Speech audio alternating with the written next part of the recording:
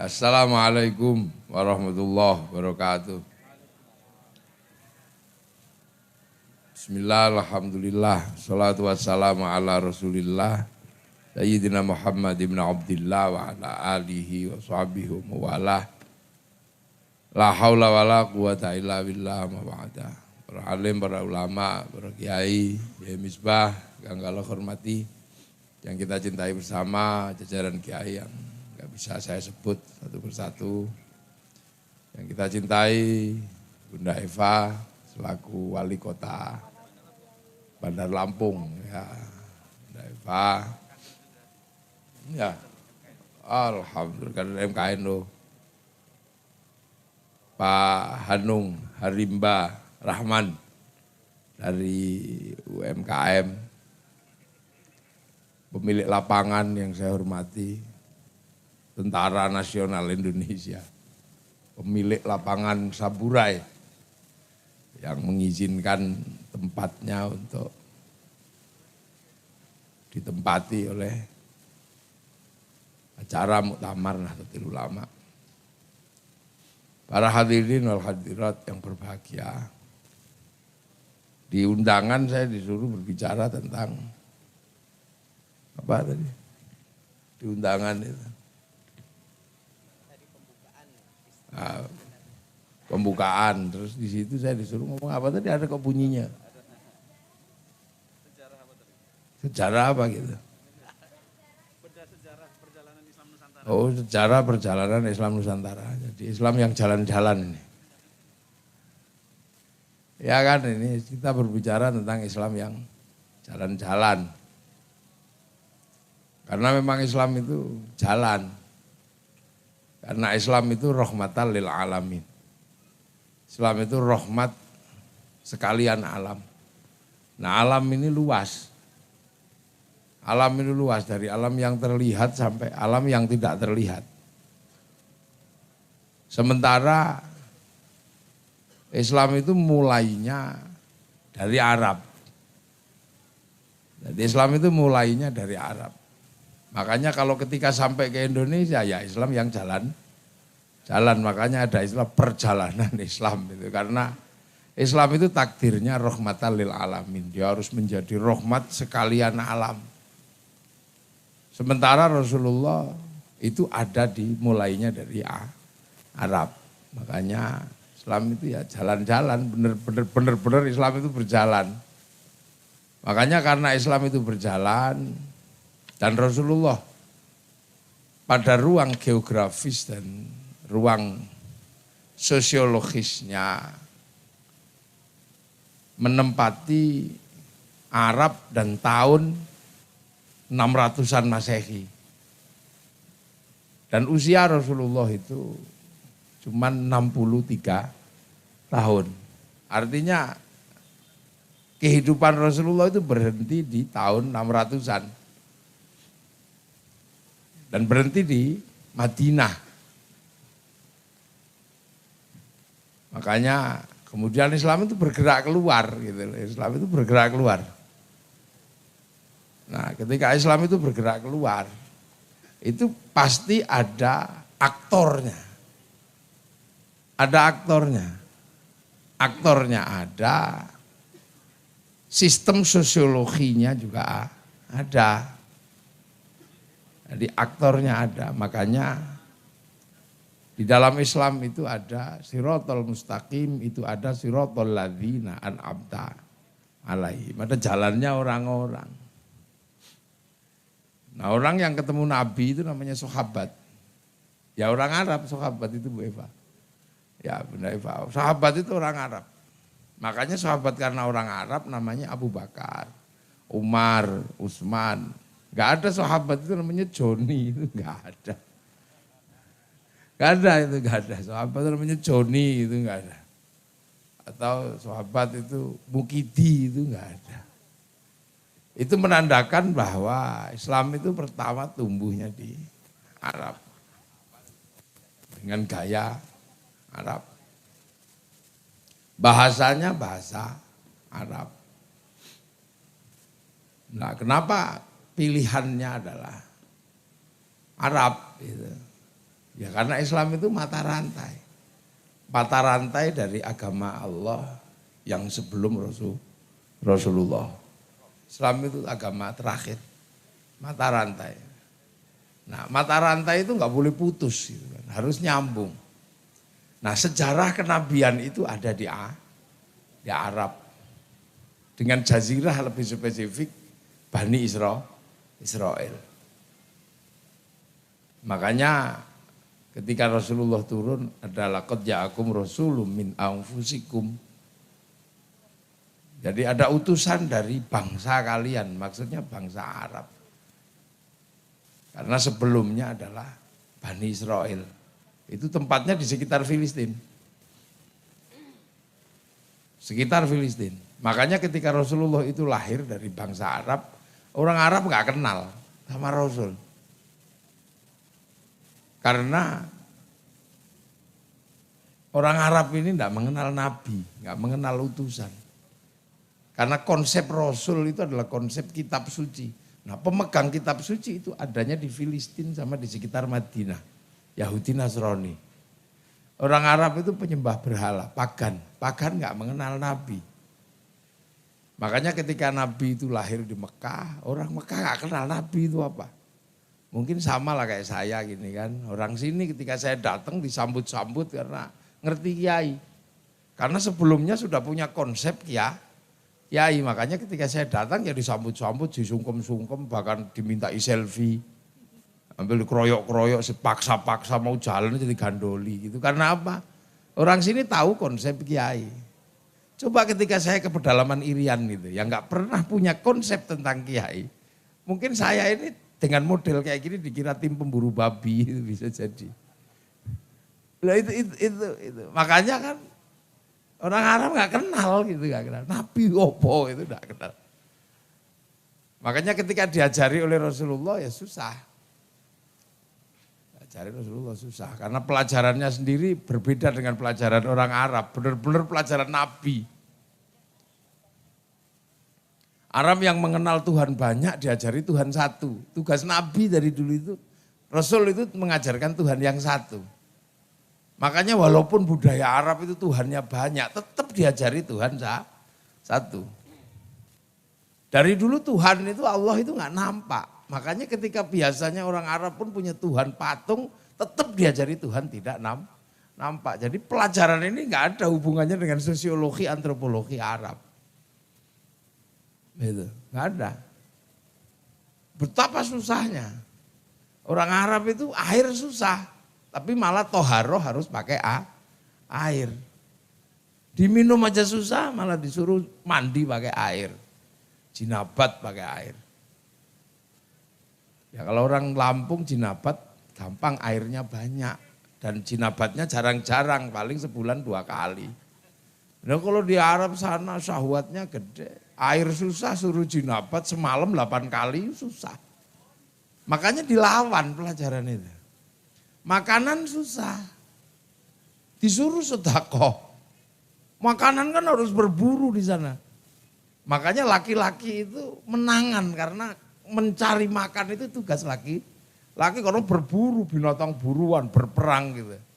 Makanya laki-laki superior, perempuan nggak cukup kuat kalau di sana. Karena apa? Jaminan kehidupan itu dari laki-laki. Makanya semakin laki-laki mampu memberikan jaminan, maka perempuan semakin banyak mengagumi laki-laki seperti itu. Lah kalau di sini enggak, perempuan kuat. Karena apa? Cari makan di Lampung itu malah sebagian besar perempuan. Ya, mipil metik kopi, ngambil sahang gitu kan. Kalau orang Lampung mengatakan nguret, itu perempuan. Ya, ngambil banyak perempuan. Di Jawa nanam padi perempuan, makanya perempuan ini. Waduh saya dikasih jas ini, nah dulu lama. Pas ini. Semoga muat. Lu langsung Wali nih yang pakai. Alhamdulillah.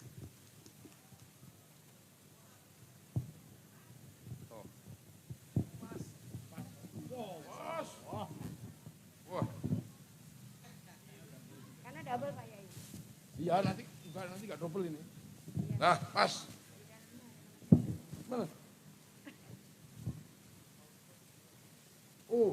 BE Bunda Eva Collection.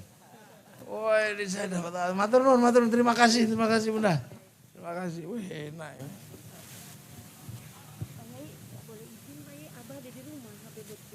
Oh ya? Iya monggo. Ya tadi mau janjian sama saya agak siang. Sekarang? Oh ya nanti. Ya. Terima kasih Bunda Eva. Ya nanti saya ke rumah nanti. Ya. Salam.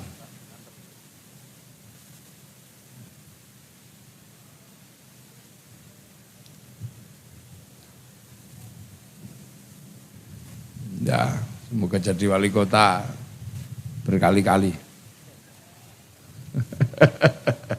Ya, makasih. Nah ini. Jadi luar biasa. Struktur dan budayanya luar biasa. Nah, sejarah-sejarah Nabi yang diajarkan ini komplit gitu. Jadi pelajaran kenabian diajarkan di Makkah, di Madinah, itu sama sekali nggak ada hubungannya dengan sistem sosiologinya orang Arab. Orang di sana itu syahwatnya tinggi. Tapi disuruh tawaf. Yang laki-laki, yang perempuan nggak boleh ditutup mukanya. Itu artinya adalah kalau lihat muka luar biasa. Nah sementara yang laki-laki disuruh pakai baju nggak boleh dijahit. Itu kalau mau dablek kan tinggal wis gitu aja. Artinya pelajarannya luar biasa. Sangat berbeda. Jadi potensi untuk menembus seluruh sekalian alam itu gede. Karena diuji coba di tanah Arab tidak ada hubungan pelajaran itu dengan bangsa Arab. Sangat bertolak belakang. Tidak ada air, suruh toharoh pakai air. Tidak ada makanan, suruh sedekah. Panas, suruh puasa. Bertuhan banyak, suruh Tuhan satu. Bertuhan kelihatan, suruh bertuhan tidak kelihatan. Ini luar biasa. Makanya test case-nya di situ. Hanya kenapa di Arab? Karena sejarah kenabian itu di Arab. Di mana manusia pertama kali menyembah Allah, itu petilasannya ada di situ. Yang akhirnya disebut inna awwala baiti wudi'a lin-nasi lalladzi bi Bakkata mubarakah. Yang jadi Ka'bah itu. Kemudian sejarah orang yang menemukan kembali jejak masa lalu tentang peribadatan kepada Allah juga di situ, namanya Ibrahim. Petilasannya ada di situ, namanya Maqam Ibrahim ketika berdoa, Rabbana ini askantu min dzurriyyati biwadin ghairi dzi zar'in 'inda baitikal muharram, Rabbana liyuqimus sholata faj'al afidatan minan nasi tahwi ilaihim warzuqhum minats tsamarati la'allahum yashkurun. Ada di situ, Khidir Ismail ada di situ. Sejarah banyak ada di situ. Kemudian titik pertemuan manusia pertama kali juga ada di situ, yaitu di Jabal Rahmah. Baru setelah itu manusia bergerak. Makanya dikembalikan ke titik awal di mana manusia berawal dan berasal. Itu. Jadi harus dijangkau. Setelah dari Jabal Rahmah manusia bergerak yang ke Cina berubah jadi putih. Tembem-tembem, sipit-sipit itu juga harus dijangkau oleh Islam, oleh Rasulullah. Yang bergerak ke Eropa berubah menjadi putih-putih tinggi besar juga harus dijangkau oleh Islam. Yang bergerak ke Afrika berubah menjadi hitam gosong kayak kopi juga harus dijangkau. Nah, yang bergerak ke Indonesia yang korban berubah menjadi kecil-kecil pesek-pesek gini. Yang ulamanya ya kayak kita-kita inilah hidungnya pesek kayak Kiai Misbah ini. Ini juga harus dijangkau. Jadi dikembalikan ke titik awal, digerakkan ke titik berikutnya, keseru sekalian alam. Nah, cuman masalahnya kan satu. Bahwa ketika manusianya bergerak, manusia ini akhirnya punya peradaban. Sehingga ketika Islam datang, itu ketemu dengan peradaban manusia yang tadinya sudah bergerak itu. Makanya corak Islam juga macam-macam. Satu contoh misalnya, Rasulullah lahir tahun 600. Gitu, Rasulullah lahir tahun 600. Di perbatasan Lampung sama Jawa, di sekitaran Krakatau, itu sudah berdiri kerajaan namanya Kerajaan Salokanegara dengan rajanya Dewa Warman. Itu sekitar tahun 400-an, bahkan ketika Rasul belum lahir. Di saat Rasul berjaya, itu di pesisir selatan sudah tumbuh kerajaan namanya Kerajaan Galuh. Beberapa kerajaan kecil di daerah Jambi sudah ada. Bahkan tahun 300 di Kalimantan sudah ada kerajaan Kutai Kartanegara. Itu Rasul belum lahir. Artinya bahwa Islam ketika dilahirkan oleh Rasulullah dilahirkan di Makkah, mengemban misi Islam dan harus menjangkau ke daerah-daerah yang jauh. Daerah-daerah ini sudah berubah, sudah punya sistem kehidupan. Ketika Nabi Musa itu masih kisaran Palestina, Mesir, sekitaran itu. Tapi ketika Rasulullah itu manusia yang bergerak ini sudah waja'alnakum syu'uban wa qabaila, sudah berubah. Ke Cina, itu dinasti Tang udah gede. Udah bisa bikin tembok Cina segede itu Rasul belum lahir. Dinasti Qin, itu udah gede-gede semua. Suku Maya udah gede, apalagi kalau misalnya kita berbicara tentang sesuatu yang lebih jauh lagi tentang situs Gunung Padang gitu. Tentang manusia pertama misalnya tentang Pithecanthropus. Artinya daerah ini sudah berkembang dan bergerak menjadi manusia-manusia yang sudah punya peradabannya masing-masing. Makanya ketika di sana masih berkutat tentang membangun sistem Islam sebelum keluar ke beberapa negara, di beberapa tempat alamin-alamin ini sudah jadi semua. Islam masih di seputaran Makkah sekitar tahun 800. Di sini udah membangun Borobudur di sana. Candi Muara Takus gede-gede. Bangunan-bangunan besar sudah ada. Nah, itu adalah catatan bahwa jangan sekali-sekali menganggap bahwa ketika Islam itu datang ke beberapa negara, itu tidak pernah terjadi negosiasi. Selalu terjadi negosiasi budaya, negosiasi politik, bahkan negosiasi yang lain, negosiasi ketuhanan. Sudah punya Tuhan, punya negara, punya semuanya udah punya. Gitu. Makanya ketika Islam bergerak keluar, pertama juga negosiasi. Ketika ketemu dengan orang Persia ya negosiasi Islam. Orang Majusi. Parsi itu Majusi. Majusi itu Zoroaster kalau dalam bahasa sekolahan. Dia orang Zoroaster. Penyembah api. Tuhan intinya ada dua. Yang satu Ahriman, yang satu Ahura Mazda. Yang Ahriman itu Tuhan terang, yang Ahura Mazda itu Tuhan gelap. Nah Tuhan terang sama Tuhan gelap itu suka kelahi. Itu keyakinan orang Zoroaster atau Majusi. Kalau Tuhan terang itu menang, maka terjadi gerhana bulan. Kalau Tuhan gelap itu menang, terjadi gerhana matahari. Itu cara mereka berpikir. Loh, negosiasi itu cukup alot kan karena ini. Sampai akhirnya menjadi masif ketika Sayyidina Ali dengan kelakuan baiknya ini menikahkan putranya namanya Sayyidina Husain dengan anaknya Raja Rustum. Dari pernikahan itu akhirnya Raja Rustum masuk Islam. Nah itulah awal, salah satu yang membuat monumental gitu. Nah, ketika Raja Rustum masuk Islam, orang Majusi pindah Islam. Nah orang Majusi itu suka menyembah matahari dulu. Nah bangunannya tinggi. Kalau menaruh matahari di bangunan tinggi namanya manaro. Makanya begitu masuk Islam apinya dibuang, manaronya ditaruh di depan masjid. Maka kemudian model masjidnya orang Majusi di Persia punya manaro. Nah, akhirnya manaro itu yang kemudian dibawa ke seluruh dunia dengan ornamennya, dikenal dengan menara. Lantas di situ ya biasa konflik. Oh itu konflik antar sahabat ya konflik. Jadi kalau antar kemarin NU ada konflik, ini usah heran. Itu berarti memang NU ini yang paling mewarisi sistem dari Rasulullah. Makanya kalau ribut itu biasa, habis itu rukun. Makanya kadang kalau ada keributan di zaman itu dibicarakan kan, bahwa setelah Rasulullah ada Bani Umayyah, Banu Hashim, ribut. Kalau saya sih biasa aja jawabnya. Waktu itu orang pusing dengan keributannya, dengan dinamikanya. Tapi kalau saya mengatakan ya itulah barokah wong tukaran kan gitu.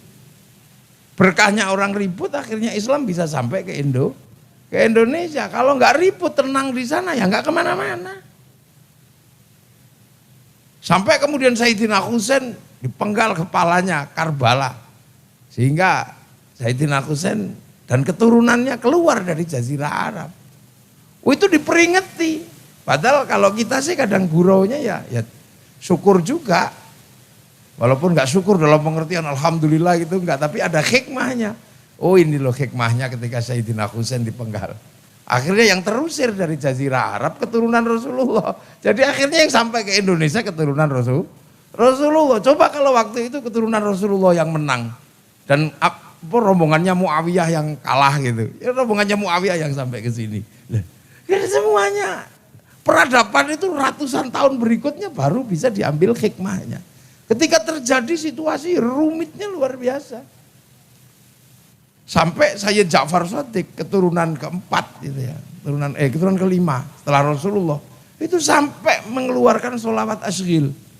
Wa asghilidz dzalimin bidzalimin wa akhrijna min bainihim halimin. Keluarkan aku dari jazirah ini ya Allah. Ya keluarkan, gak kuat aku katanya kan. Hancurkan yang zalim sama orang zalim. Itu kan bergerak terus sampai akhirnya menemukan titik. Nah itulah yang akhirnya kemudian dikenal dengan sanad dan kita pegang. Kan gitu, kita pegang pergerakan dari Rasulullah ke Sayyidina Ali, bergerak ke Sayyidina Hasan Husain, bergerak dibawa oleh Sayyid Ali Zainal Abidin. Sayyid Ali Zainal Abidin bergerak dibawa oleh Sayyid Bakir. Sayyid Bakir digerakkan kembali generasi berikutnya oleh Sayyid Ja'far Shadiq, Sayyid Musa Kadzim, digerakkan berikutnya oleh Sayyid Ali Uraidi, terus kepada Sayyid Muhammad, terus kepada Sayyid Aisyah An-Naqib, terus kepada Sayyid Ahmad Al-Muhajir. Karena hijrahnya jauh sampai dikenal dengan nama Al-Muhajir yang jauh. Nah dari Sayyid Ahmad Al-Muhajir lahir Sayyid Ubaidillah. Terus bergerak keluar Sayyid Ubaidillah punya keturunan Sayyid Alwi. Nah Alwi bin Ubaidillah bin Ahmad Al-Muhajir inilah yang melahirkan Alawiyin. Yang kemudian jadi Asegab, jadi Al-Attos, jadi apa itu. Nah tapi dari garis itu ada yang terus. Namanya Sayyid Muhammad terus bergerak keluar. Punya anak Sayyid Alwi, punya anak Sayyid Ali Khalid Qasam. Sayyid Ali Khalid Qasam teruskan generasi namanya Sayyid Ahmad Syakib Mirbat. Sayyid Mirbat punya anak Sayyid Alawi Amil Faqih. Sayyid Alawi Amil Faqih punya anak namanya Sayyid Abdul Malik sampai Mongol yang mengeluarkan klan Azmat Han itu. Nah Sayyid Abdul Malik punya anak Sayyid Ahmad Jalaluddin Syah di Campah. Punya anak Sayyid Muhammad sampai Pasai itu. Nah itulah yang bawa Islam kemudian melahirkan Samudra Pasai dan sekitarnya. Ya sekitar tahun 1222 sementara di tengah sini lahirlah kerajaan besar namanya Singasari. Jadi di sana baru bergerak itu di zaman Sayyid Muhammad, setelah Sayyid Ahmad Jalaluddin, sini bergerak Singasari. Singasari, Sriwijaya, udah gede di sini. Jadi kerajaan-kerajaan besar di sini udah tumbuh. Sampai kemudian punya keturunan Sayyid Jamaluddin Al-Husaini Al-Kabir mulai melakukan pemetaan terhadap daerah dakwah namanya Nusantara. Dan di situ terjadi negosiasi-negosiasi yang luar biasa. Di zaman keturunannya yang namanya Sayyid Ibrahim Asmorokondi. Nah, yang akhirnya punya anak Raden Rohmat Sunan Ampel di sana itu. Yang akhirnya momongannya ada Raden Fatah yang jadi raja di Demak. Yang satu bernama Aryo Abdillah atau Aryo Damar yang kemudian bergerak ke sekitaran Lampung, Palembang. Itu kan negosiasi yang luar biasa. Jadi ketika Islam datang terus menghadapi negara-negara di sini. Ini kan negara-negara besar. Di Majapahit sendiri misalnya ketika diajak berbicara ekonomi ya nggak bisa. Raja-raja Majapahit di Jawa sana kalau makan piringnya langsung dibuang ke sungai kok. Kalau dalam bahasa kami di Jawa sana akhirnya nggak ada seksi kora-kora itu nggak ada. Piringnya dibuang. Saking kayanya. Diajak bicara pengetahuan. Sriwijaya itu Universitas Nalanda gede. Di Majapahit Nalanda besar. Kitab Negara Kertagama diajarkan di mana-mana. Jadi besar. Punya teritori besar seperti ini. Nah itulah yang akhirnya kemudian harus ada negosiasi. Sementara di sini rumit. Rumit kenapa? Ini daerah sebelum Islam datang itu Hindu. Nah orang Hindu itu nggak sembarangan orang boleh ngomong agama. Hanya kasta Brahmana yang boleh ngomong agama. Kasta Sudra nggak boleh ngomong agama. Pedagang, petani itu sekaya apapun dia Sudra. Dia nggak boleh ngomong agama. Raja nggak boleh ngomong agama karena dia kasta kesatria. Gitu. Jadi kasta ini Wesya nggak boleh ngomong agama, dia pedagang apa pegawai negeri nggak boleh ngomong. Apalagi Sudra, petani, pedagang, tukang nggak boleh ngomong agama. Baca kitab suci diculek motone.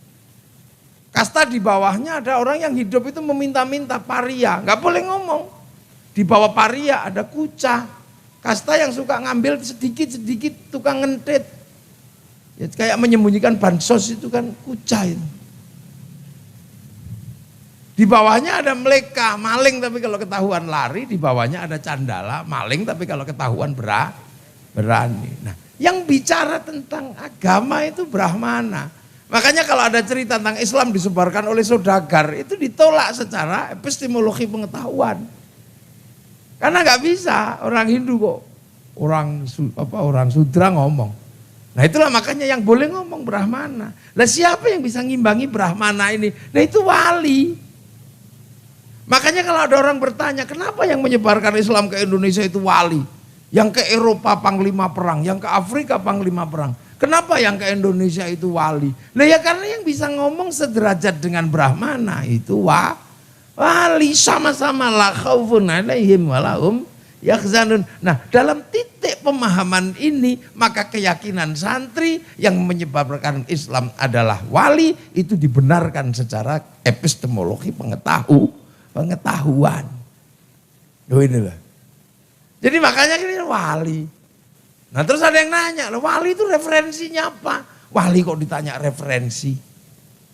Wali itu kalau melakukan sesuatu nggak baca sesuatu, tapi langsung download. Wali itu online kalau butuh sesuatu langsung dengan harddisknya Allah namanya Lauhil Mahfuz. Qalu rabbuna Allah tsumma istaqamu tatanazzalu alaihimul malaikah alla takhafu wala tahzanu. Online sana. Langsung ke harddisknya Allah. Allah kan punya harddisk gede. Yang ketika Rasulullah Isra Mi'raj ditunjukkan itu loh harddiskku namanya Lauhil Mahfuz. Yang orang Yahudi Nasrani membayangkan tentang tabut Sulaiman. Orang Romawi Yunani membayangkan tentang kotak Pandora. Kalau orang Jepang bayangin tentang kotak Doraemon dan orang Jepang. Islam adalah Lauhil Mahfuz dan di sana ini seluruh big data ada. Makanya manusia turun ke dunia itu sudah membawa paketannya masing-masing. Karena ruhaninya terhubung dengan big data itu. Paketannya berapa ya itulah dia. Kalau paketannya habis ya kick mati udah gitu aja. La yastakhiruna sa'ata wa la yastaqdimun. Lah makanya manusia itu persis seperti kartu handphone itu sama. Sama persis. Ketika dipakai WA-an ya datanya ada, bisa di print. Makanya jangan korupsi pakai handphone, pasti ketahuan karena di print di big datanya. Inilah Lauhil Mahfuz itu filenya banyak. Maka kalau kita pengen punya banyak data ya download. Nah downloadan yang banyak itu nanti ketika di print out itu ada datanya. Mithqala dzarratin khairan yarah, mithqala dzarratin syarran yarah. Ya ada file sholat, file Quran, file apa. Download aja. Kalau kita nggak pernah download, begitu besok di print, ya not found. Gak ada datanya, ya blank gitu. Nah, makanya itu Islam. Nah wali itu begitu. Wali itu paketannya besar, makanya wifi-nya gede. Makanya kalau kita suka ngirim-ngirim kan harus punya wifi. Kalau nggak punya wifi harus cari wifi gratisan di warung-warung itu .co.id. Kita suka kirim doa, kita suka kirim pahala. Tapi kadang kita nggak punya wifi, maka kita pakai wifi gratisannya para wali. Dengan cara apa? Ila ruhi, ila hadro. Ila hadroti itu kan pakai wifi ruhaniyah itu. Ila ruhi, ila hadroti, ila jamil anbiya al mursalin baru wa ila ruhi Pak D, Wakdul, Pak TK itu. Loh itu teknologi hari ini yang namanya teknologi cloud itu sudah diselesaikan oleh sistem teknologi tawasul. Baru kemudian bet gitu. Makanya kadang orang nggak percaya doa kok bisa dibagi, masuk akal. Loh doa nggak bisa dibagi gimana? Bisa lah. Kita nggak pernah lihat Manchester main bola, nggak lihat AC Milan, tapi ada satu orang yang lihat, kemudian disyuting, dinaikkan ke satelit, dibagi ke seluruh dunia, namanya siaran langsung. Bagiannya sama, jamnya sama. Makanya kalau ada orang nggak percaya kalau doa itu bisa dibagi, orang ini pasti nggak punya TV. Ini kan cloud ini lah. Hari ini kan cloud ini terjadi. Di kehidupan hari ini, apa yang tidak cloud? Semua cloud. Saya sampai sini juga cloud, cuma di WhatsApp itu aja. Makanya ilmu-ilmu besar berhenti yang dimiliki kiai. Hati-hati ketemu dengan budaya milenial, ilmunya kiai pensiun. Dulu kiai bangga bisa berpuasa 7 tahun, belajar ilmu telepati. Sekarang dihajar sama bisnis kuota itu apa? 5.000 beli paketan udah bisa ngomong mana-mana. Ilmunya Banser yang suka nempilingi orang pingsan sekarang udah nggak laku. Karena sekali nempiling orang 60 juta. Ini dunia baru. Nah makanya kemudian wali-wali ini bekerja. Wali itu bekerja. Bagaimana kemudian Islam bisa diterima? Nah, cara-cara yang dilakukan adalah bagaimana kemudian bernegosiasi dengan budaya setempat. Berbicara agama sudah ada di sini, agama macam-macam. Maka ketika Islam datang harus rukun dengan budaya, dengan agama yang berbeda. Punya lakum dinukum waliyadin. Budaya di sini ada, kalau motong hewan banting gitu aja. Tapi kalau Islam datang harus dipotong pakai bismillah. Keanekaragaman Islam datang. Tidak boleh kemudian menjadi sesuatu kekuatan yang akan menghabisi semuanya, yang enggak. Tapi aneka ragam yang berbeda itu tetap harus dijalankan secara bersama, hidup saling bertanggung jawab. Makanya kemudian ketika Islam hadir dalam keragaman, para wali ini memberlakukan konsep yang diajarkan Rasulullah, kullukum ra'in wa kullukum mas'ulun an ra'iyati. Maka kemudian dalam perbedaan konsep yang diterapkan adalah konsep ra'iyah yang akhirnya diserap ke bahasa Indonesia menjadi rakyat. Konsep ra'iyah inilah yang melindungi perbedaan-perbedaan tetap bisa menjadi sesuatu yang berjalan bareng karena saling bertanggung jawab. Makanya kaum muslimin ini walaupun sebanyak apapun dia ra'iyah. Dia harus saling bertanggung jawab. Kalau berbeda agama ya lakum dinukum waliyadin. Konsep ini konsep dalam, itu bahasanya Rasul. Jadi para wali tidak menerapkan seperti yang dikenalkan sekarang bahwa Indonesia itu people. Bukan. People itu vox populi, vox dei. Ketika suara mayoritas adalah suara Tuhan. Jadi ketika orang itu menjadi mayoritas, dia bisa menjadi diktator. Jadi people itu kalau kuat ya mayoritas, dia menjadi diktator. Khilafah juga sama, kalau kuat dia menjadi diktator. Tapi kalau ra'iyah tetap bertahan pada konsep hidup saling bertanggung jawab, sebesar apapun populasi dan jumlah kuantitas kaum muslimin tidak akan pernah menjadi diktator mayoritas. Makanya akhirnya kita mampu. Kalau di Arab satu bangsa menjadi puluhan negara, di Eropa satu bangsa jadi puluhan negara, kita ini puluhan bangsa bisa bersatu dalam satu negara, Kesatuan Republik Indonesia. Karena yang diterapkan adalah konsep rakyat yang diserap ke bahasa Indonesia menjadi rakyat. Dan satu-satunya bangsa muslim dunia yang sanggup menerapkan konsep rakyat menjadi konsep kenegaraan hanya ulama Indonesia. Jadi satu-satunya. Jadi makanya kalau kiai disebut kiai toleran itu liberal, bukan, karena menanggung konsep rakyat. Kalau kufar kafir malu sama Rasulullah yang menggunakan konsep rakyat. Jadi orang-orang yang tidak paham itu, kenapa? Karena mereka nggak ngerti wali. Makanya mereka masih suka kufar kafir. Karena apa? Kehilangan sistem orientasi yang panjang. Di mana ada aktor dan ada sejarah. Nah, aktor dan sejarah ini melahirkan kesadaran bahwa orang-orang sebelum kita juga berjasa kepada kita. Inilah Islam. Makanya enggak usah uas, konsep ro'iyah ini harus dijaga. Makanya para raja dulu, raja-raja Islam ketika Bung Karno mengatakan atas nama bangsa Indonesia, Soekarno-Hatta. Karena isinya bangsa ini adalah rakyat, maka kemudian para raja merelakan teritorinya untuk dijadikan tempat rakyat. Nah, yang bangun konsep teritori itu adalah para wali, maka teritorinya disebut wilayah. Nah, wilayah itu tempatnya rakyat. Makanya Indonesia konsepnya wilayah karena yang bangun adalah para wali. Maka siapapun yang menempati Indonesia jangan pernah lupakan jasa para wali, karena kita tidak memiliki apa-apa kalau tidak punya wilayah, dan yang memimpin dan menciptakan wilayah adalah para wali. Dan itulah makanya Nahdlatul Ulama tegas mengatakan kami penerus para wali. Makanya karena kita penerus para wali, wilayah menjadi NKRI, maka NKRI harga mati. Loh. Ini kan konsep-konsep gede. Cuman yang di kepala kita ini kecil-kecil gitu, hanya masalah gereja, masalah selamat Natal, masalah. Itu kan masalah yang udah dilewati oleh sejarah panjang para pendahulu. Makanya ikutilah jejak masa lalu. Peganglah sanad-sanad agama, jangan dihilangkan sejarah panjang itu, langsung kembali kepada Quran Sunnah. Lah kalau langsung kembali kepada Quran Sunnah, sejarahnya hilang.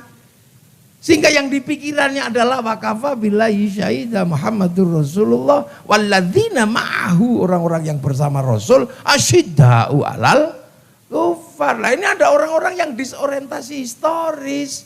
Langsung seperti sahabat, jenggotnya dipakai, cingkrangnya dipakai, jubahnya dipakai. Sehingga akhirnya dia lupa bahwa hidup di zaman ulama serasa hidup di zaman sahabat. Akhirnya walladzina ma'ahu asyidda'u alal kufar. Ini jenengannya wong disorientasi dia itu.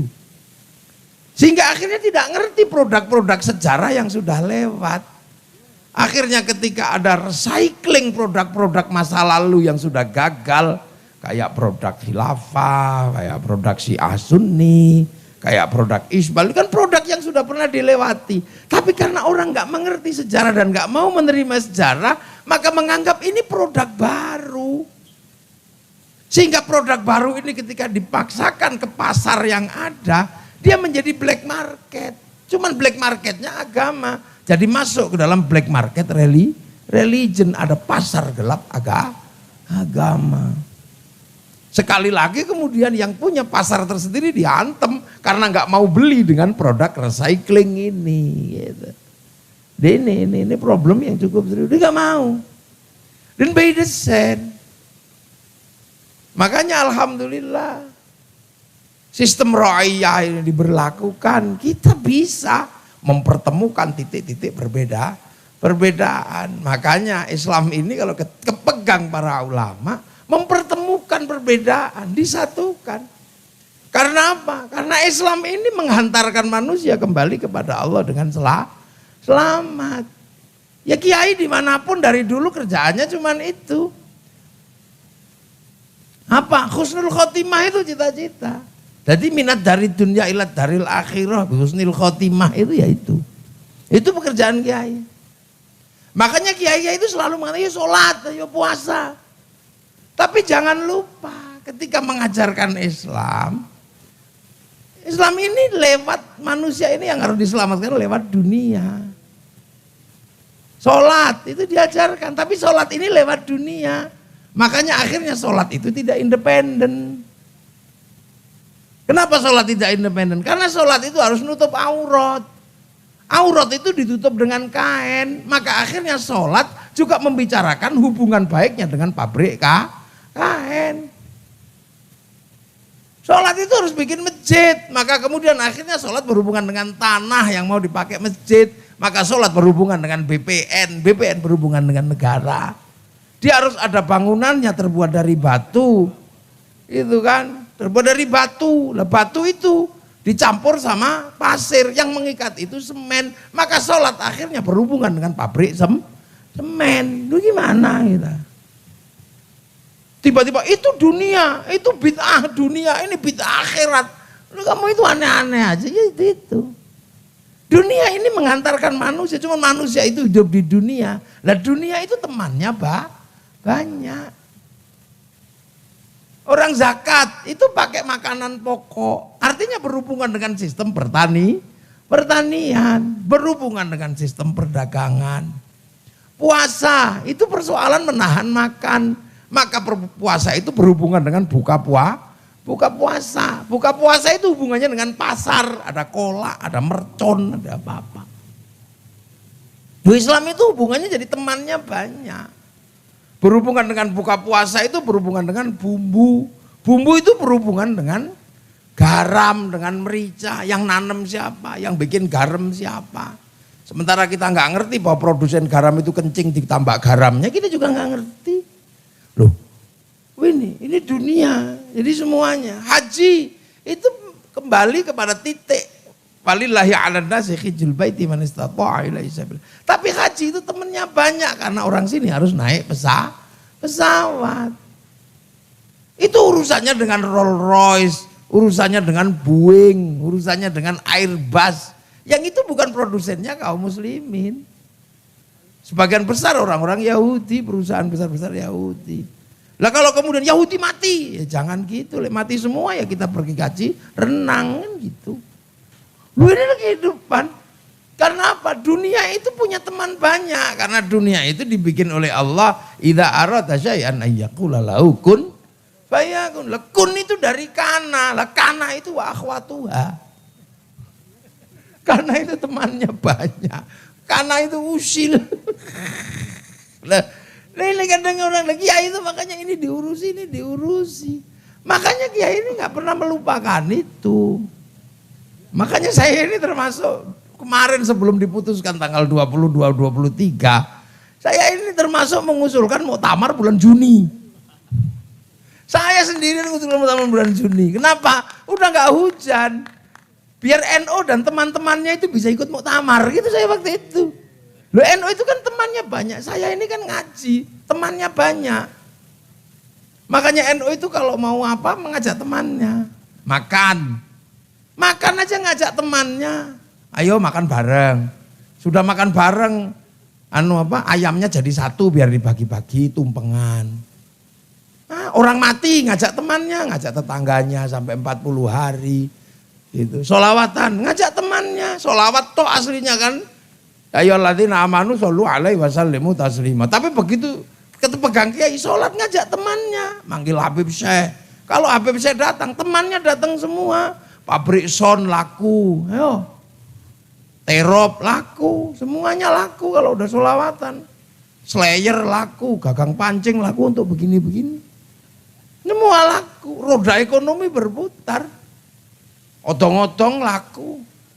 Orang mati diziarahi, akhirnya kuburan wali melahirkan sebuah siklus ekonomi yang luar biasa. Bis pariwisata laku, temannya semua itu. Orang jualan nasi di makam wali laku, orang jualan apa aja laku di situ, sampai copet itu bisa hidup di makam wali. Nah itulah. Makanya saya kemarin sempat ngusulin, Bu jangan ngotot cepet-cepet lah. Kalau muktamar itu kan harus melibatkan muktamir, serunya luar biasa kalau musim nggak hujan begini. Jualan nasi, jualan tahu petis, jualan apa. Jualan tasbih, jualan ini. Loh, nah kuburan-kuburan yang dirawat ini menguatkan konsep ra'iyah. Karena orang tidak lupa dengan sejarahnya. Ziarah ke Lampung, ziarah Palembang, ziarah Jawa. Akhirnya orang Lampung ziarah ke Jawa makam wali. Akhirnya dengan ziarah ke Jawa suka dengan tanah Jawa. Karena di Surabaya ada makam Sunan Ampel. Gurunya. Suruh ngebom Surabaya, ya nggak berani, wong ada makamnya Sunan Ampel. Suruh ngebom Jakarta, nggak berani, ada makamnya Pangeran Jayakarta. Suruh ngebom Lampung, ya nggak berani, ada makam guru-gurunya. Lah, guru yang disemayamkan di tanah-tanah itu ketika diziarahi melahirkan rasa cinta di mana gurunya bersemayam. Kalau itu merata ke seluruh negara, itulah konsep awal hubbul waton minal iman. Nah makanya santri dan kiai nggak ada yang jadi teroris. Teroris itu semuanya nggak suka ziarah. Jadi itu kan terkait menjaga sistem ro'iyah ini. Loh makanya menjadi NU itu menjadi jangkar gede untuk ikut terlibat dalam apa? Menjaga konsep ro'iyah. Ini dan kiainya NU aman. Sehebat-hebatnya kiai NU nggak akan berani misuhi orang. Nggak berani, karena kiai paling hebat itu bukan yang pidato begini. Tapi kiai yang pegang tongkat ketika khutbah itu kiai paling hebat, nggak ada orang interupsi. Interupsi kiai nggak ada, oh gini seharian. Tapi kalau dipegangi tongkat nggak akan misui orang karena pegang begini, ittaqullah, nggak akan marah. Apalagi baca teks, nggak ada orang baca teks kok miso-miso, nggak ada, ittaqullah. Hitakallah, lepas teknya kesebul kipas angin bubar itu. Duh, ini kan konsep gede sebenarnya. Makanya akhirnya kemudian Islam yang menegosiasi daerah yang berbeda agama, berbeda suku, berbeda bangsa terjadi dan itu ada di Indonesia. Tapi kita nggak usah kemudian sok-sokan mari kita kembangkan Nahdlatul Ulama ke semua negara. Enggak, kita jaga yang baik di sini. Mutiara itu selalu dicari, bukan mutiara yang nyari manusia. Udah kita biar aja begini. Datanglah ke sini nanti orang-orang, nggak usah, mari kita kembangkan Islam. Nahdlatul Ulama, enggak usah diem aja gini. Kalau bagus orang pasti nyuntuh, itu aja. Nah, menjaga itu kan nggak mudah, gitu kan. Apalagi ini era milenial, ini era transnasional yang paling cepat dari sini nih. Kita nggak kebayang kan gitu. Betapa orang bisa berdosa tidak harus kemana-mana, itu hanya milenial yang bisa. Persis juga orang bisa berpahala tanpa kemana-mana. Orang bisa ngaji sekarang tanpa harus ketemu kiai. Cuman kalau nggak hati-hati ngajinya ilmunya dapat, akhlaknya ketinggalan. Karena bisa ngaji tapi sambil duduk di atas WC. Jadilah ulama tapi ulamanya nakiro. Nah ulama itu kalau nakiro masalah, karena nakiro nggak bisa jadi mubtada'. Mubtada'i kalau nakiro bubar, itu khobarnya muqaddam, mubtada'nya muakhar. Nah, mubtada' itu harus ma'rifat. Orang bisa berdosa, dulu zaman saya mondok, kalau mau ngintip orang mandi mesti ke sungai. Sekarang buka YouTube penuh isinya yang begitu-begitu. Jadi orang nggak perlu kemana-mana. Ini dunia berubah, dunia mimpi. Itu mimpi saya tahun 90-an, aku pengen tidur bisa baca koran. Sekarang tidur bisa baca koran, gak harus ke mading. Makanya jangan nyalahin corona deh, corona ini penyakit kedaluarsa. Corona ini penyakit yang lewat, udah telat corona itu. Karena corona cuma minta social distansi. Nah manusia itu sudah di social distansi 10 tahun yang lalu semenjak sebelum corona. Manusia itu sudah dipisah dari kehidupan. Ya, sudah dijauhkan dari keramaian. Itu mencari ilmu tinggal cari di Google, nggak perlu kemana-mana. Cuman keramaian yang dirubah dalam kesepian ini menghasilkan konversi ekonomi yang luar biasa. Maka siapa yang bisa menghadirkan sepi, mengambil keramaian, dia yang kaya hari ini. Duduk bersama, sepi. Karena apa? 10 orang semuanya pegang handphone. Tapi semua yang 10 orang pegang handphone, yang paling diuntungkan WhatsApp. Si Mark Zuckerberg sama Facebook. Makanya yang mengambil keramaian Di dalam kesepian ini, itulah yang paling kaya hari ini. Maka jangan heran ini milenial. Penyair-penyair harus istirahat. Karena tidak ada lagi orang menulis surat cinta. Dulu kerinduan Lampung dan Jawa difasilitasi oleh surat cinta. Untukmu kekasihku, dek, aku merindukanmu. Harus ditulis di kertas warna pink, jangan sampai warna merah. Tintanya biru karena cintanya mengharu biru. Baunya yang bau mawar, jangan bau melati, itu bau genderuwo. Ada dulu seperti itu, tulis, dek, aku rindu padamu, entah kenapa semenjak kepergianku kembali ke perantauan, aku merindukanmu. Kan ada dulu begitu. Panjang gitu, angin yang mendesau, membisikkan namamu. Sehingga seluruh bayang-bayang hitam yang ada di depan mataku seperti siluet bayang-bayangmu. Perih merindukanmu kekasihku. Sebagaimana kata penyair, kau tusuk di sana berdarah di sini. Aku sedih dan sepi.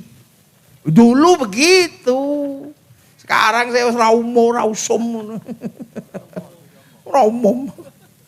Tapi aku yakin kau dan aku malam hari ini sedang duduk di bawah sinar rembulan yang sama. Saiki itu hilang, pabrik kertas surat hilang, Pak Pos hilang, perangko hilang, sampai Honda Win gak ada lagi. Karena apa? Kerinduan itu cukup dengan dipoto, dikirim. Bawahnya juga kalimatnya gak banyak, cukup mah. Dan ini dunia baru, runtuhnya sistem telekomunikasi, sistem parpostel itu habis. Mal-mal gede itu juga nggak lama lagi dihajar sama bisnis online. Perusahaan-perusahaan transportasi gede dihajar oleh sistem. Kursusan-kursusan habis dihajar oleh tutorial dalam YouTube. Mana ada, ini dunia baru yang konvensional mati. Millennial killing everything. Amen. Nahdlatul Ulama 100 tahun ke depan menghadapi situasi seperti itu. Aku mikir dewe ya ora iso. Sampean mikir dewe ora iso. Ayo dipikir bareng-bareng ngono tok. Nah ini dunia baru, the real new world. Nah, ini masih ada pameran, ini masih untung. Ada yang mau datang. Padahal itu semua yang dipamerkan sudah di browsing bisa di situsnya masing di toko online-nya ada itu semua. Itu gayanya aja pameran di sini syukur laku. Walaupun sampai berhadapan dengan situ tanpa negosiasi ketemu dengan orang, langsung browsing ke pemerintah kota Bandar Lampung, Dolopo. Toko-toko di situ semua punya aplikasi online semua di situ. Jadi sampean depan toko itu pun tidak harus berbicara dengan pemilik toko atau penjualnya, Anda bisa membawa barangnya, bahkan ketika ketemu di situ Anda bisa nyuruh Grab atau Gojek membawakan barang yang jaraknya dari situ ke sini. Itu dunia baru. Dulu santri di kampung-kampung suka menunggu di perempatan. Siapa tahu ada orang kota tersesat terus bertanya. Karena biasanya orang kota itu pakai rok pendek. Sopo ngerti. Sekarang mana ada orang kesesat terus nanya. Nggak ada, semua Google Map. Dulu udah baru. Lu ini semakin terbuka dunia. Nah kita yang masih manual habis. Makanya di beberapa jangankan untuk hal-hal yang. Bahkan kripto. Per wilayah beda pendapat. PW Jawa Timur sama PW Yogyakarta beda. PW Jawa Timur haram, PW Jogja halal. Itu gak usah jauh-jauh, itu dunia baru. Jadi sekarang gak usah ribut. Itulah indahnya Nahdlatul Ulama. Menyongsong 100 tahun gimana. Ini dunia baru. Cloud semuanya. Nah cuman kita teknologinya udah, kiai-kiai sudah mulai pensiun kan cukup lama, teknologi itu meminggirkan kiai kan cukup lama. Dulu kiai-kiai gagah karena punya ilmu merukunkan laki-laki dan perempuan, didatangi bawain gula teh. Sekarang cinta itu bisa ditumbuhkan oleh Avanza. Loh, iya cinta itu bisa tumbuh karena Avanza. Cinta bisa tumbuh karena Innova, bisa sekarang. Dulu kan sunnah mata kajian cikucer. Atau kalau enggak, innahu min Sulaiman wa bismillahirrahmanirrahim. Kelamaan itu. Dunia baru. Nah kita menyongsong dunia yang seperti ini. Makanya ya Allah. Orang tiba-tiba disuruh melawan dirinya sendiri. Hari begini tiba-tiba mengatakan bank haram. Itu gimana kita itu? Mau yang rasional, kalau kita itu bisa ya nggak apa-apa. Tapi bank haram di saat manusia sudah nggak bisa lepas dari bank. Kenapa? Karena manusia sudah punya alat tukar namanya uang lah. Uang itu keluaran bank bukan keluaran KUD. Maka kalau kamu mengharamkan bank ya jangan pakai uang. Ini kan aneh, Kang. Sama dengan kiai nggak berani ngaramkan rokok. Karena santrinya menanam tembakau dan hukum dasar tembakau itu nggak halal nggak haram, nggak ada hukumnya. Itu makanya kiai selalu mengatakan apa ya kenapa kamu nggak ngerokok? Kalau saya ngerokok pusing kiai, haram. Nah kenapa kalau kamu nggak ngerokok? Kalau nggak ngerokok malah pusing kiai, wajib. Lah karena apa? Karena ada 175 triliun cukai rokok masuk APBN. Kalau rokoknya haram, cukainya haram. Lah cukai rokok masuk APBN. Kalau rokoknya haram, cukainya haram, APBN-nya haram. Untuk bangun jalan-jalannya haram. Akhirnya orang yang ngaramkan rokok dosa lewat jalannya pemerintah. Loh kiai itu pikirannya panjang, nggak kok terus cekak-cekak itu nggak bisa. Kembali ke uang emas, saya juga seneng. Tapi sekarang kembali ke uang emas itu juga masalah. 1 gram emas itu 600.000. Jadi koin kecilnya segini. Iya kalau beli produk besar, kalau produk kecil. Kangkung seikat 1.500. Nyuwile piye kira-kira. Ini gak dipikir orang gitu. Ini dunia baru. Loh, makanya kita biasa aja. Haji itu urusan agama. Tapi ketika Raja Salman itu menyambut tamunya Allah di Baitul Haram sana. Kesulitan menampung para jamaah, beliau manggil Paris Hilton. Islam juga enggak, celananya miring-miring kayak segini, suruh menyambut tamunya Allah bikin hotel namanya Hotel Hilton. Ini dunia baru, sampai kok enggak protes. Ayo di sana itu mestinya kan semua cita-citanya minum zam-zam. Tapi siapa tahu capek minum zam-zam, maka kemudian para raja di Saudi memanggil Coca-Cola, memanggil Pepsi untuk jualan di situ. Semua orang mimpi ke sana itu makan daging unta. Tapi siapa tahu lelah makan daging unta. Maka panggil McD sama KFC. Kan biasa aja. Ini dunia baru. Dunia di mana Rasulullah sudah pernah menyatakan. Mayuridillahu bihi khairan yufaqihu fiddin. Siapa yang dikehendaki baik oleh Allah. Dikasih ngerti dalam urusan agama lah. Khaironnya nakiroh. Makanya khairon itu karena nakiroh. Maknanya khairon kamilan. Kebaikan yang sempurna lah. Kebaikan itu nggak mungkin sempurna kalau punya manusia, hanya Allah yang sempurna. Makanya kalau manusia itu baik pasti karena kesempurnaan bersama baik yang lain. Contoh ini kan paling baik itu pengajian ini kan baik. Yang paling baik ya pasti saya wong kiainya. Pasti ini orangnya kalau berbicara di forum ini baik. Siapa yang paling baik? Ya saya sama Kiai Misbah. Kiai Misbah aja baikan saya wong yang pegang mic saya. Lah ya. Tapi saya nggak boleh mengatakan saya yang paling baik, nggak bisa. Karena saya kelihatan baik di sini karena diundang oleh panitia muktamar. Kiai Imam Aziz ngundang saya untuk pengajian di sini, sehingga saya nampak baik di sini. Kalau nggak diundang Kiai Imam Aziz, ya saya nggak kelihatan baik di sini. Nah kalau udah gitu baik saya apa Kiai Imam Aziz? Ya udah ribut kata Kiai Imam. Baik saya, kalau saya nggak ngundang ente nggak kelihatan di situ. Tapi Kiai kalau saya nggak datang pengajianmu jelek. Tadi ketika saya disebut aja belum datang udah kelihatan gak bagus ya. Kalau udah gitu udah ribut. Apalagi kalau sampean ikut-ikutan. Kami jadi baik karena pengajian jadi karena kami Kiai lah kok bisa. Karena kami datang. Coba kalau kami gak datang Kiai bukan pengajian lah apa cek sound susah. Gak bisa berdiri sendiri. Terus sekarang misalnya tiba-tiba baik karena saya yang masang terop Kiai lah. Kalau gak ada ya sampean kehujanan. Apalagi kalau tukang soundnya ngeyel, baik karena kami menyalakan sound. Coba kalau soundnya tak matikan bubar pengajiannya. Nggak ada habisnya. Makanya baik itu nggak pernah berdiri sendiri. Makanya masuk surga yang baik itu adalah surganya nggak bisa sendiri-sendiri. Zumaron rombongan. Makanya nggak ada masuk surga itu sendiri-sendiri. Makanya setelah radiyatan mardiyah fadkhuli fi ibadi, masuklah ke dalam hamba-hambaku. Lah kita ini pengen masuk ke rombongan hamba-hamba itu. Termasuk ikut Nahdlatul Ulama karena ikut rombongannya ulama. Dakhol datang ngemper juga nggak apa-apa, yang penting masuk rombongan. Gitu lah. Nah ini kan konsep-konsep yang baku yang sebenarnya udah mulai diajarkan. Cuman sekarang orang ini lupa. Karena apa? Ada korban black market, ada pasar gelap gitu kan, gelap agama.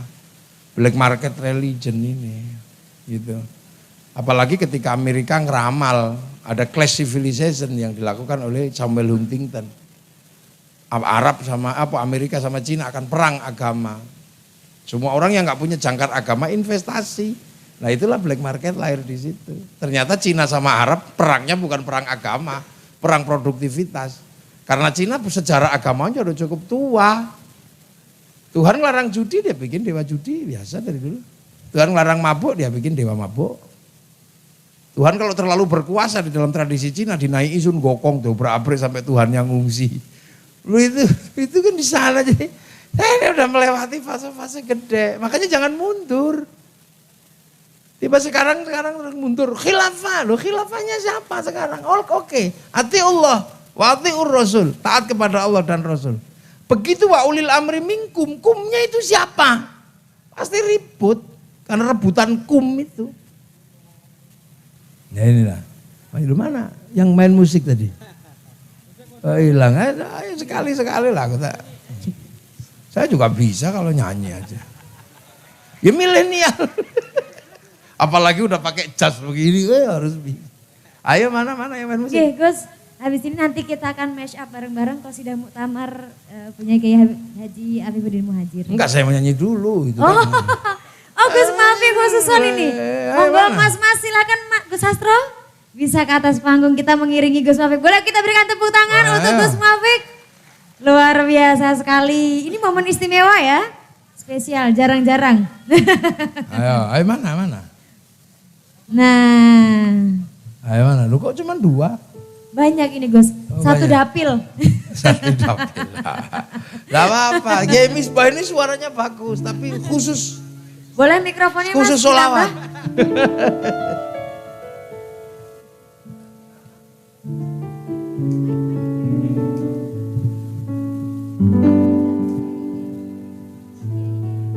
Seberapa? Belum ya. Ayo. Maulaya sholli wa